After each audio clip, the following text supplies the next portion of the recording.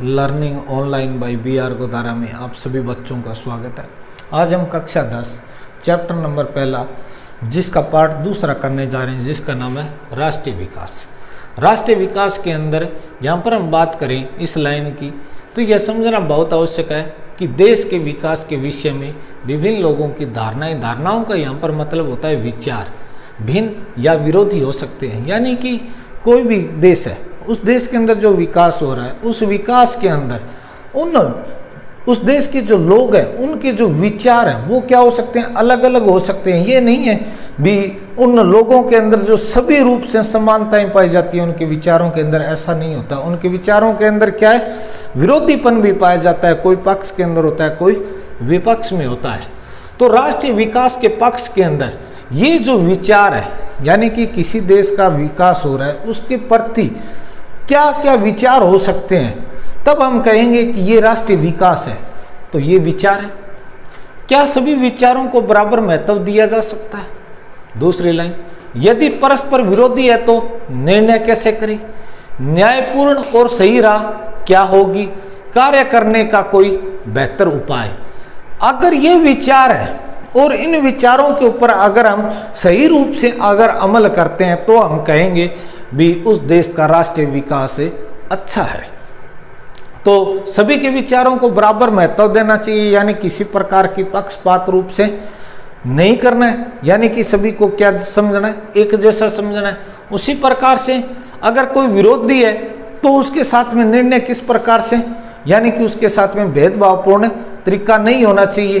तो उसके अंदर न्यायपूर्ण प्रणाली के द्वारा उसका विरोध करने का हक भी होता है, और उसका जो हम निर्णय कर रहे हैं वो भी किस प्रकार का होना चाहिए, न्यायपूर्ण तरीके से होना चाहिए। तब हम कहेंगे कि उस देश का राष्ट्रीय विकास हो रहा है।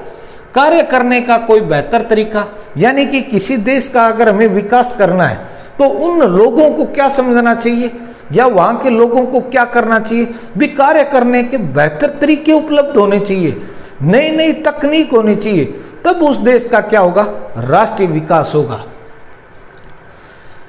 अंत के अंदर हम बात करते हैं, जो निष्कर्ष जो निकल कर आता है वो क्या होता है, इसका अभिप्राय इन सभी प्रश्नों पर विचार करना है। यानी कि ये जो राष्ट्रीय विकास है, ये जो राष्ट्रीय विकास है, इसका क्या है, इन सभी प्रश्नों के ऊपर क्या करना है, विचार करना है।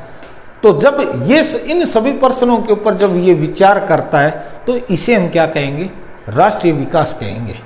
उसके बाद में राष्ट्रीय विकास के बाद में दूसरा भी, राष्ट्रीय विकास विभिन्न देशों व राज्यों की तुलना कैसे करें।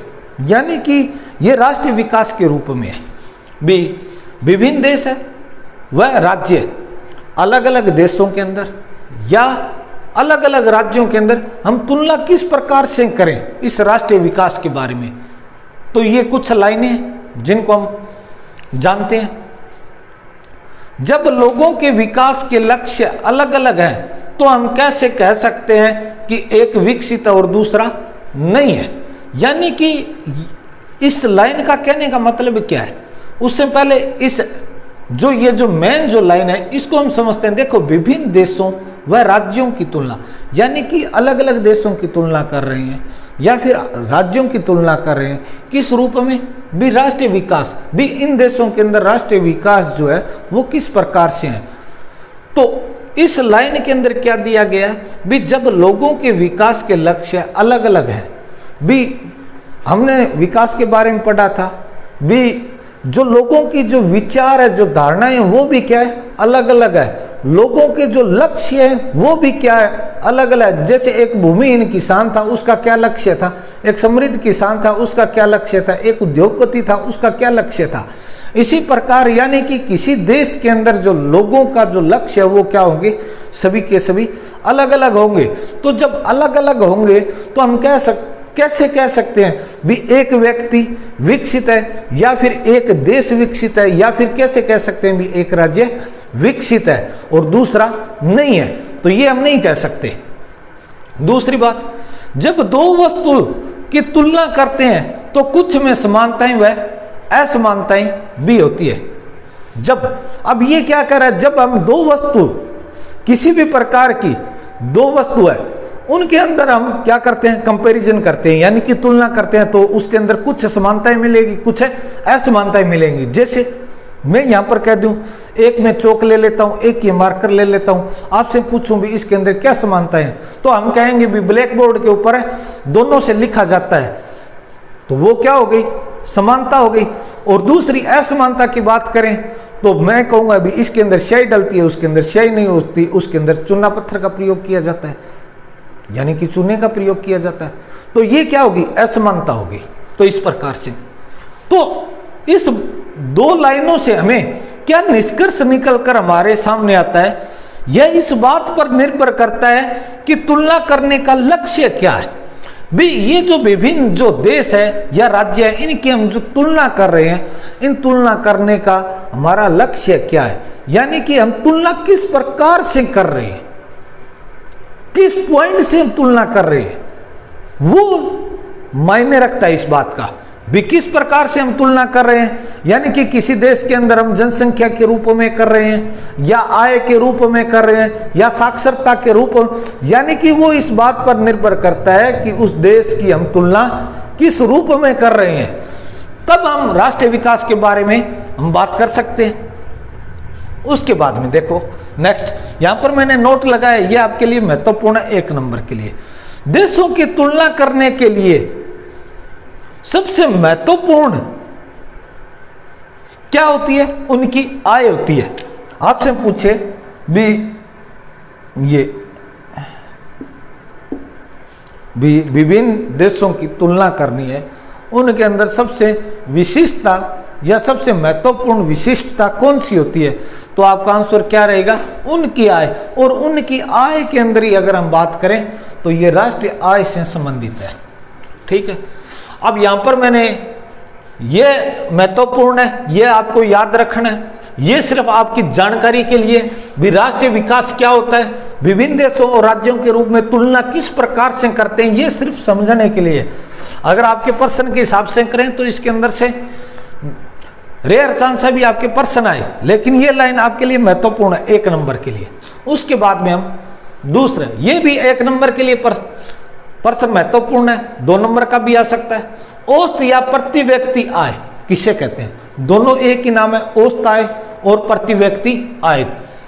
देश की कुल आय, यानी कि देश के अंदर जितनी भी आय है को कुल जनसंख्या, टोटल जो जनसंख्या, उससे हमें क्या कर देना है, भाग कर देना है। जो हमारे सामने जो निकल कर जो परिणाम आता है उसे हम क्या कहेंगे, औसत आय कहेंगे या प्रति व्यक्ति आय कहेंगे। ध्यान में रखना, औसत या प्रति व्यक्ति आय अलग है, जबकि राष्ट्रीय आय अलग है, दोनों की लैंग्वेज अलग है। ठीक है, जो ये आपका जो चैप्टर चल रहा है उसके अंदर जो ज्यादातर जो बात चल रही है, जो हम इसके बाद में जो करेंगे, इस यहां पर हमने समझने के बाद में जो हम चैप्टर आगे करेंगे वो औसत आय के बारे में है पहले, या प्रति व्यक्ति आय के बारे में है। उसके बाद में देखो राष्ट्रीय आय। राष्ट्रीय आय का क्या मतलब है, किसी देश के अंदर उत्पादन की गई सभी वस्तुएं और सेवाओं के मूल्य, यानी कि इस देश के अंदर, अपने देश की जैसे बात कर लेते हैं भी, राष्ट्रीय आय का क्या मतलब है, हमारे देश के अंदर जितनी भी प्रकार की जो सेवाएं थी, जितने भी प्रकार के प्रोडक्ट बनाए थे, उन सभी का मूल्य, प्लस में जो विदेशों से हमें जो आय प्राप्त हुई है उसके जोड़ को हम क्या कहते हैं, राष्ट्रीय आय कहते हैं। ठीक है, यहां तक आपकी कोई समस्या नहीं होनी चाहिए। ये 1 या 2 नंबर के लिए महत्वपूर्ण प्रश्न है। उसके बाद में ये आपका बड़ा क्वेश्चन है जो महत्वपूर्ण है, विकास को समझने का मापदंड है। भी ये जो विकास की हम जो बात कर रहे हैं, इसको समझने का जो मापदंड है, ये हमने बात कर ली ना, औसत आय, यानी कि ये जो चैप्टर अब आपका औसत आय के ऊपर चल रहा है, यानी कि विकास को समझने का मापदंड औसत आय के रूप में आपको व्याख्या करनी होगी, या यूं कहूं भी औसत आय विकास को समझने का महत्वपूर्ण मापदंड है। इसके बारे में आप लिखिए, किसी भी प्रकार से आपसे पूछे भी विकास को समझने के रूप में औसत आय का क्या मतलब है, इस औसत आय के बारे में आप वर्णन कीजिए। किसी भी प्रकार से आपसे पूछे तो इसकी कुछ लाइनें वो हम समझते हैं। देखो पहली लाइन, देशों की तुलना करने में उनकी आय महत्वपूर्ण साधन है, जो हमने पहले बात की थी। देखो, विकास को समझने के अंदर औसत आय का क्या रोल है, तो वो क्या रोल है भी, देशों की तुलना करने में उनकी आय महत्वपूर्ण साधन है। ठीक है, औसत आय जो है उनकी महत्वपूर्ण साधन है। उसके बाद में देखो दूसरी लाइन, जिन देशों की आय अधिक है वे विकसित समझे जाएंगे। यानी कि औसत आय, यहां पर ये क्या बात कर रहा है भी, औसत आय जिन देशों की अधिक है उसको हम क्या समझेंगे, विकसित समझेंगे। जिन देशों की औसत आय कम है उनको हम अविकसित समझेंगे। ठीक है, तीसरी लाइन, यह इस समझ पर आधारित है कि अधिक आय का अर्थ, अब देखो ये जो औसत आय है इसका अधिक आय के रूप में क्या अर्थ है वो देखते हैं भी। मानवीय आवश्यकताओं की सभी वस्तुओं का अधिक होना, यानी कि मानव की जो आवश्यकताएं हैं, जितनी भी प्रकार की आवश्यकताएं, उन सभी वस्तुओं का क्या होना चाहिए, अधिक होना चाहिए, यानी कि वो ज्यादा मात्रा में होनी चाहिए। और दूसरी बात, वो सभी क्या होनी चाहिए, अपने पास होनी चाहिए। देखो, जब मेरी आय अधिक होगी तो मेरी जरूरतें क्या होगी, ज्यादा होगी, तो मेरी आवश्यकताएं जब ज्यादा होगी तो मैं चाहूंगा कि वो वस्तुएं सारी की सारी क्या हो, मेरे पास में हो। तो ये इस बात के ऊपर बल देता है। यही आय के रूप में महत्वपूर्ण लक्ष्य है भी। आय जो अधिक, जो आय के रूप के अंदर, या हम औसत आय की जो बात कर रहे हैं, इसका क्या मतलब है, यानी कि हमारी जो आवश्यकताओं की वाली जो वस्तुएं वो ज्यादा से ज्यादा, या यूं कहूं जो हमारे जो पसंद की जो वस्तु है वो हमारे पास में होनी चाहिए। और ये कब होगी, जब हमारी आय अधिक होगी। ठीक है, तो ये आपका आय से संबंधित है। उसके बाद में नेक्स्ट मैंने एक आर्थिक विकास की एक डेफिनेशन लिखी है, जो 1 नंबर के लिए, किसी देश की अर्थव्यवस्था की राष्ट्रीय आय में लंबे समय तक वृद्धि होना, यानी कि कोई भी देश है उसकी जो अर्थव्यवस्था है उस अर्थव्यवस्था के अंदर जो राष्ट्रीय जो आय है, ये जो राष्ट्रीय आय है उसके अंदर क्या है, लंबे समय तक वृद्धि होना, यानी कि इसके अंदर क्या होना, लंबे समय तक वृद्धि होना, उसे हम क्या कहेंगे, आर्थिक विकास कहेंगे। ये जो दूसरा जो हमारा टॉपिक था, और दूसरे टॉपिक का ये पहला पार्ट है, और ये दूसरा जो टॉपिक है इसको हम कल दूसरे पार्ट के अंदर पूरा करेंगे। और इस वीडियो को आप लाइक करें, शेयर करें, कमेंट करें, सब्सक्राइब जरूर करें। तब तक जय हिंद, जय भारत।